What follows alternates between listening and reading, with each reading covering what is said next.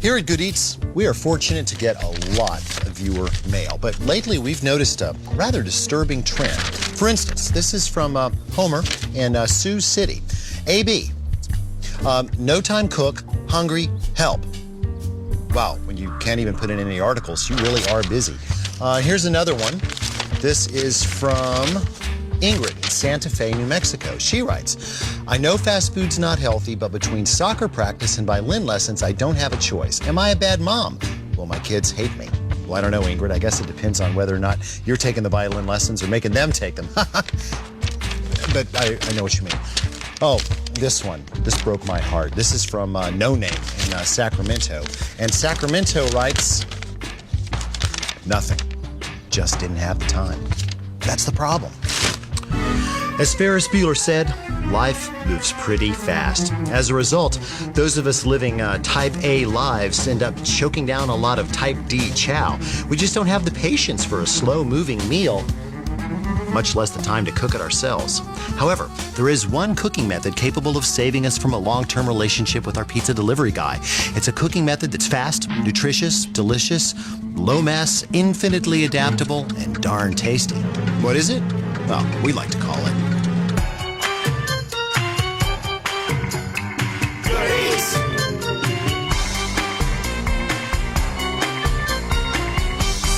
cooking in a pouch is a remarkably simple method capable of producing remarkably complex aromas and flavors. How's it work? Well, you apply enough heat to food. The moisture inside will be released as steam, right? And it usually just drifts away, taking a lot of heat with it. But placing food in a pouch is, well, kind of like getting in a small tent on a warm day, okay? Instead of evaporating, that moisture and the heat is trapped right up against the food, cooking it very, very quickly. And since the aromas, the flavors, the essence of the food is captured, fish tastes more like fish, chicken tastes more like chicken, and I suppose, given enough time, I would even taste more like me. Now, as we'll soon see, the pouch cook has the ways and means to blend flavors at will. Since it's a moist, fast environment, very little fat is needed. And foods that tend to overcook by other methods behave themselves in the bag. So, what foods are pouch positive? Well, not too surprisingly, vegetables do really, really well. In fact, one of my favorite pouches involves nothing more than potatoes and shallots shoved into some aluminum foil and dropped in a fire. Meats, a little dicey. Some, say, poultry and pork do really, really well. But if it's a meat that really does require searing in order to be great, you might want to skip it. Here's a general rule. If you would never dream of steaming it, you probably don't ever want to bag it. Of course, that does leave us with the entire seafood kingdom. And I can't think of one piece of seafood that wasn't born to be inside of a pouch. Now, since the method is very, very moist, skin doesn't dry out, which is why it's a perfect method for whole fish. Take this little snapper here. Looks about the right size for two. He's a good-looking fish and full of a very mild flavor, which pouch cooking will only elevate, kind of turn up the volume on. Of course, a lot of fish are sold as red snapper. If you want to be sure you've got the real thing, look them dead in the eye. The irises will always be as red as the scales.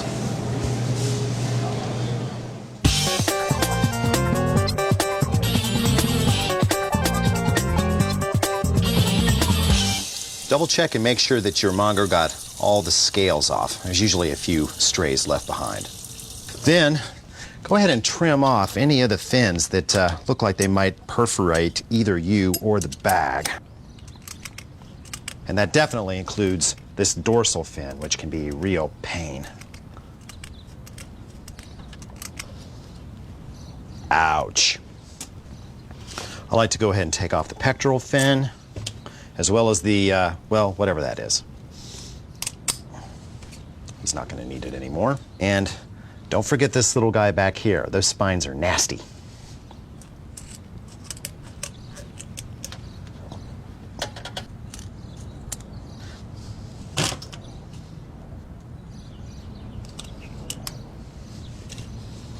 There.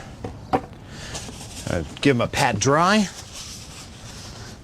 And I like to put a little paper towel up on the inside just to soak up anything that might seep out. Now, finally, we can ponder the actual pouch material. Now, I like aluminum foil. I love this stuff. I mean, it's aluminum, so it conducts a lot of heat. It crimps airtight. But the problem is that it is reactive, and acid will be going into this dish. It's a very delicately flavored dish, so that might be a problem. Wax paper, cheap, readily available, very easy to crimp. Also makes everything taste like crayons. Parchment paper. Parchment paper is impregnated with silicone rather than wax, okay? So there's no waxy aftertaste. It takes very, very high temperatures in the oven. It breathes a little bit, crimps easily, microwave safe, non-reactive. All pluses. Now, some ethnic cuisines turn to natural products for wrapping. Got grape leaves, fig leaves, even corn husks. But since these aren't hanging around the average American kitchen every day of the week, I think we'll stick with the parchment.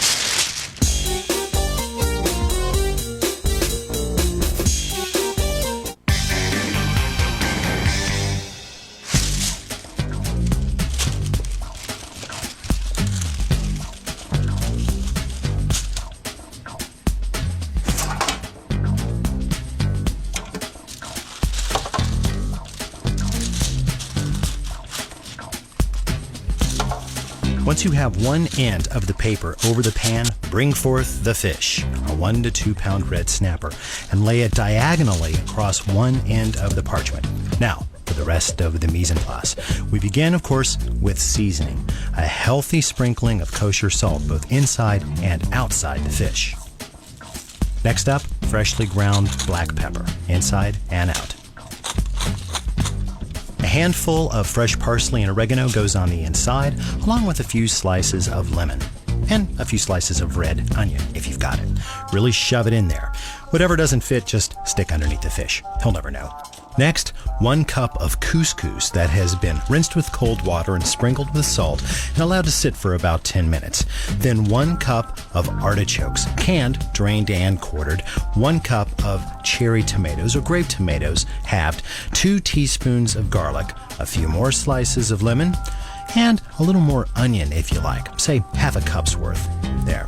Finally, half a cup of white wine right over the fish. Don't worry, it won't pour out. Oh, I left out the butter. 1 tablespoon dabbed on top. Fold over the other side of the paper, crease all the way around the 3 open sides, and then staple it shut. 1 staple about every inch and a half. We're not looking for an airtight seal here, but we're looking for close to an airtight seal.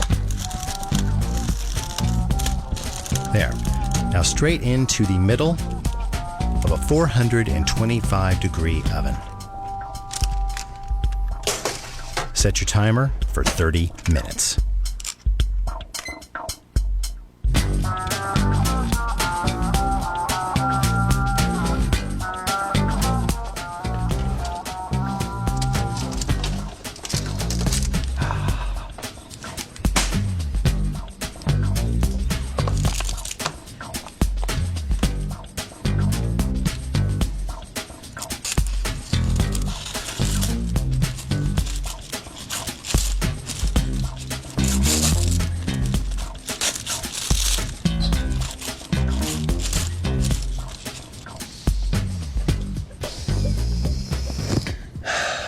You know, I'm really sorry we haven't worked out that scratch and sniff television yet because it sure would come in handy right now. This is amazingly aromatic, and you'll notice every little morsel is perfectly cooked. And look, not a dry flake in the house. All you have to do now is scoop, serve, and patiently await the adoration of your fans.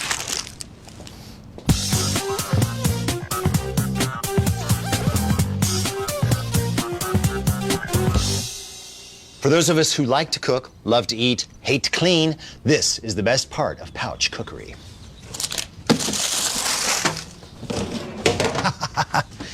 What's that?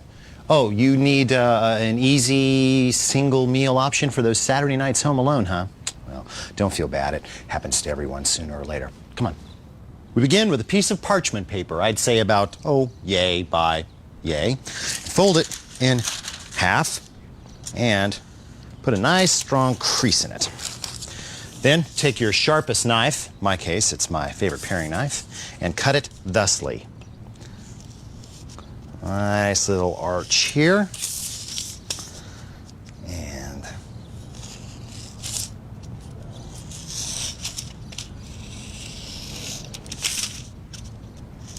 all the way down. Oh, it's a Valentine, which are about stuffed full of fish. But before the fish, we've got some vegetables and aromatics. Say about 1/3 of a cup of carrot, some fennel, all cut very fine. These are snow peas, leek. There. Now that's a nice little platform for our star ingredient. 8 ounces of salmon. You could use almost any firm fish, but I like salmon for this especially because it stands up to these kinds of temperatures. There we go. Now, some seasoning, and actually I'm going to put some seasoning down on the vegetables too. And I've got salt, pepper, and a little freshly ground coriander here. A little bit right on top. And then 1 small orange cut into wedges. No nasty white pithy stuff, please. There. Last but not least, a wee shot of vermouth. Besides being one half of the alchemy tag team that is the martini, vermouth is the perfect wine for this dish because it's aromatic. Like gin, which is an herbally infused spirit, vermouth is an herbally infused and fortified wine. Now, the herbs can include cloves, cinnamon, quinine, artemisia, whatever that is, orange peel, chamomile, and a lot more. It used to be flavored with wormwood, which is where the original word vermouth came from. So we get vermouth. Now, red or sweet vermouth is most associated with Italian makers, while clear, dry vermouth is usually a French concoction. It's also my preference for this dish.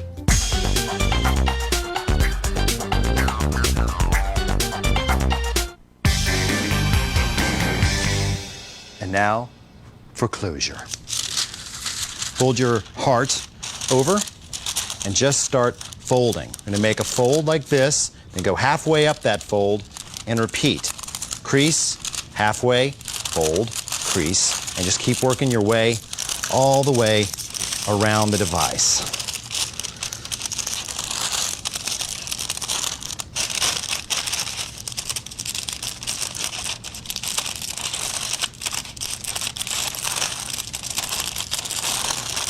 Make sure you get to the middle of each crease before you start the next one. You're going to end up with a little funny pucker at the end, and that you want to tuck underneath, thusly. I'll just slide this whole device onto a plate, and let's move that straight to the microwave. We'll stay on high for 4 minutes. Now, if you really don't like the idea of cooking that in the microwave, you may, of course, turn to your oven. 425 degrees for 12 minutes.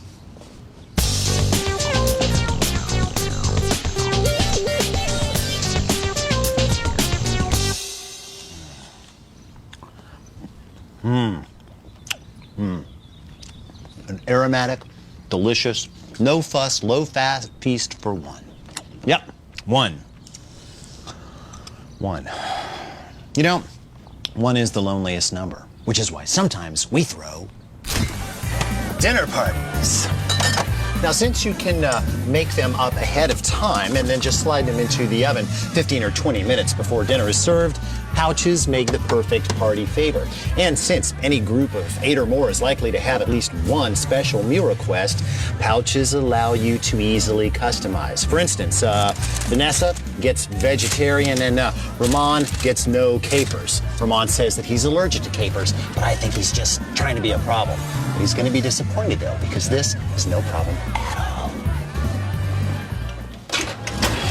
The important thing to keep in mind when dealing with multiple packs is that you've got to have room for circulation. So split your 8 pouches onto 2 pans, okay? And put them as close to the center of the oven as you can.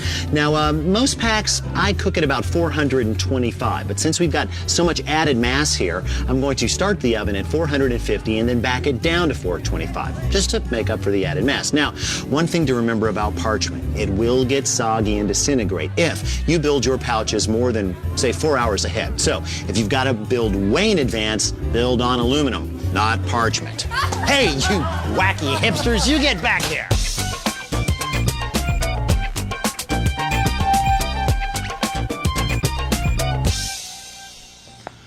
In case you hadn't noticed, we haven't been just chucking stuff in pouches here, okay? I mean, for instance, you can't drop a Twinkie, a turnip, and a can of Kraut in a bag and call it a pouch. I mean, the items inside must be compatible with one another, and they have to be architecturally sound, okay? Now, here is my formula for pouch success. Oh, I missed something. There. Now, here is my basic strategy.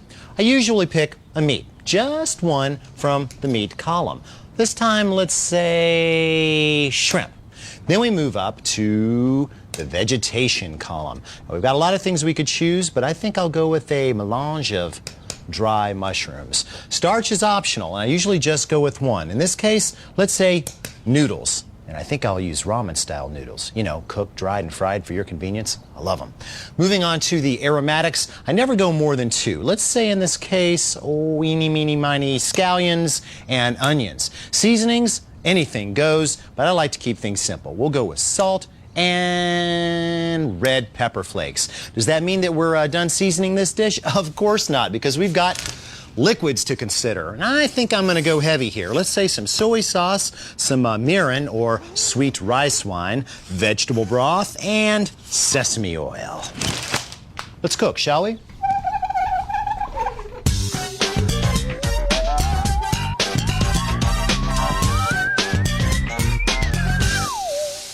While your oven heats to 400 degrees, build your pouch. And yes, architecture matters. Noodles go on the bottom because they need to soak up as much moisture as possible. Then mushrooms, which being dry, need to soak up a good bit too. The shrimp come next. We'll say 5 large in each pack. Then the onions and the scallions, and then seasoning, chili flake and salt. Next, ball up the foil to make a little spout on the top and add the liquid. When you crimp closed, you want to leave just enough opening in the top to allow steam a way out. Please remember to leave at least a pinhole opening in the top of these packs, or the steam pressure that'll build up within will pop them like a cork, and it won't be pretty. What is pretty is that these will be done in 15 minutes. Speedy, huh?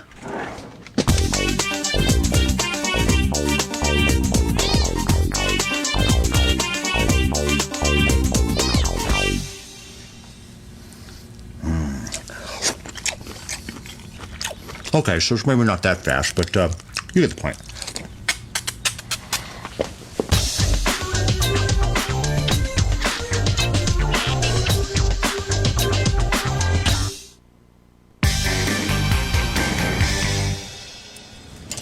If there's anything I used to dislike about charcoal grilling, it was how terrible I felt squandering all that heat once the grilling was done. After all, some very nice trees gave their all to make this charcoal. Least I can do is not waste it. So, while dinner is being devoured, dessert will be a pouching. I'll be back. Start by laying a foundation of crushed ginger snap cookies. Top that with a quartered plum, style of your choice, and an apricot cut into 8s. Sprinkle over a mixture of lemon zest, sugar, and a touch of salt, and then about a tablespoon of butter cut into cubes.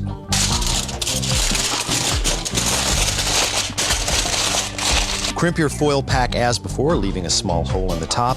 Squirt in, say, half a lime's worth of juice and a nice healthy shot of brandy.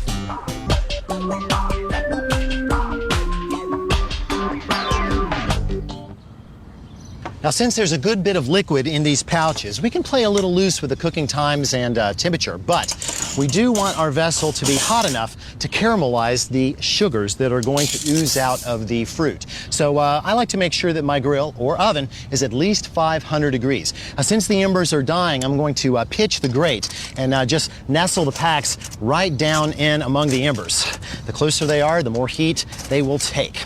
There. Now, cover. Set your timer for 10 minutes, then go enjoy dinner.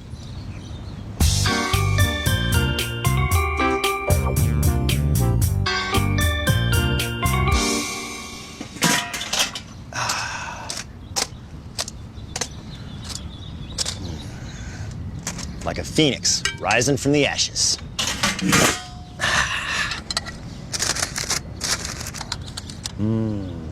I'd say that's good eats. Of course, with a little vanilla ice cream, it would be even better eats, wouldn't it?